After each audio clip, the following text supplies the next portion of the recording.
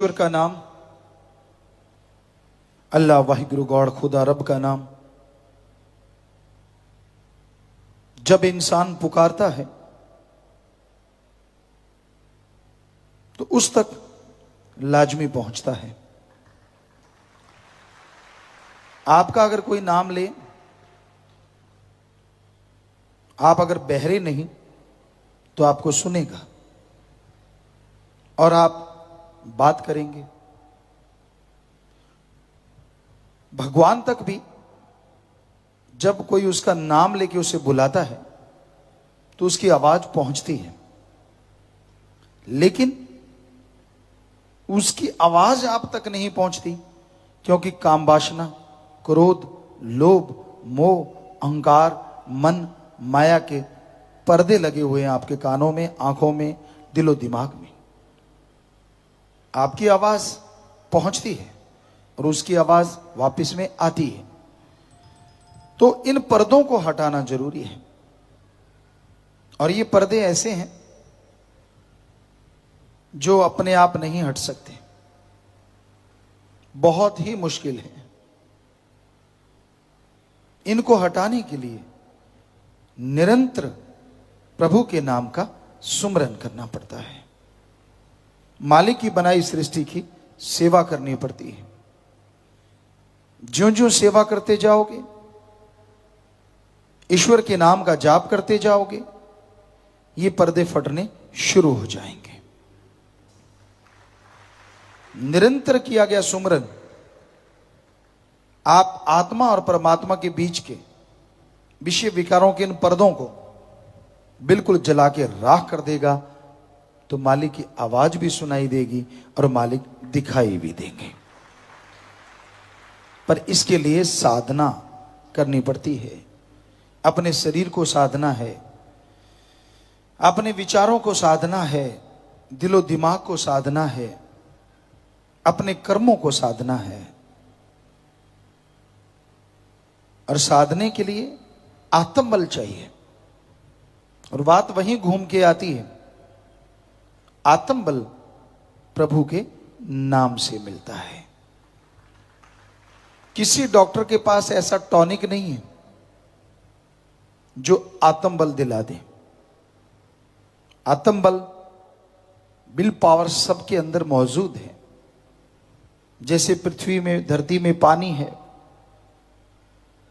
फूलों में खुशबू है, दूध में घी है, उसी तरह सबके अंदर है आत्मबल। पर दूध में से घी निकालते हैं, शाम को खट्टा जाग लगा देते हैं, सुबह बिलोते हैं, मक्खन आता है, गर्म करते हैं, छाछ अलग और घी अलग हो जाता है। धरती में अगर पानी है, गड्ढा खोदते हैं, बोरिंग, पाइपें वगैरह डालते हैं, अगर धरती में पानी है तो उस तरीके से बाहर आ जाता है। तो इसी तरह वो आत्मबल, वो भगवान सबके अंदर है। जो तरीका है उसे गुरु मंत्र, कलमा या मेथड ऑफ मेडिटेशन कहते हैं। उसका निरंतर अभ्यास, निरंतर भक्ति मालिक से मिला देती है। आदमी जब विल पावर होती है, हारी हुई बाजी जीत जाता है, और जब आत्मा कमजोर हो, जीती हुई बाजी हार जाता है। पीर फकीर वचन करते हैं, उनके ऊपर अगर कोई रहे तो दोनों जहां की खुशियां हासिल कर सकता है।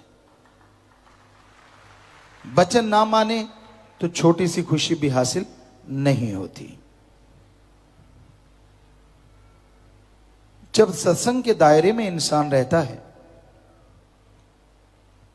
तो बुरे विचार दबे रहते हैं।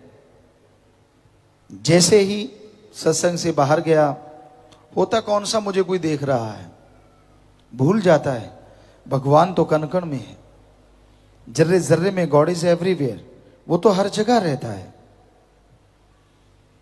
लेकिन भूल जाता है इंसान और वहां जाके फिर वो बुरे कर्म करता है जिसकी कल्पना करना भी गलत है। फिर दोष देता है मालिक को, नाच ना जाने आंगन टेढ़ा, नचिया ना जावे द्रिफटे मुंह गोडिया दे। ये तो बात नहीं ना। कर्म खुद करो बुरे, दोष मालिक को दो, ये तो बिल्कुल गलत है। तो अपने कर्मों को वश में करने के लिए भी एकमात्र उपाय है ईश्वर का नाम। कि आप बुरे कर्म ना करें। अंदर बुरे विचार उठते हैं, किसी के अच्छे किसी के बुरे चलते रहते हैं। विचार शून्य तो दिमाग होता ही नहीं, वो तो शून्य समाधि में जाके मालिक से जुड़ता है, तब विचार बाकी खत्म हो जाते हैं। अदरवाइज विचार चलते रहते हैं। तो बुरे विचार आ गए, थोड़ा सुमन कर लो, पाप खत्म, बुरे विचारों का फल खत्म। पर उन बुरे विचारों के पीछे लग के जब आप बुरा कर्म कर देते हैं तो आप बहुत बहुत पीछे चले जाते हैं।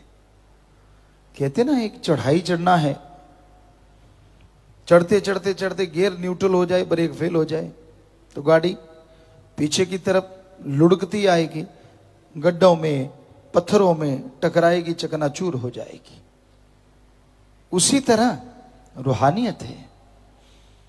यहां आप चढ़ते हैं तो वहां से गियर न्यूट्रल होता है और गाड़ी फिर पत्थरों में गड्ढों में, यानी वो जो खुशियां रूहानियत की या जो बचन की तेरा ये मिले तुझे, वो उनसे आदमी खाली रह जाता है।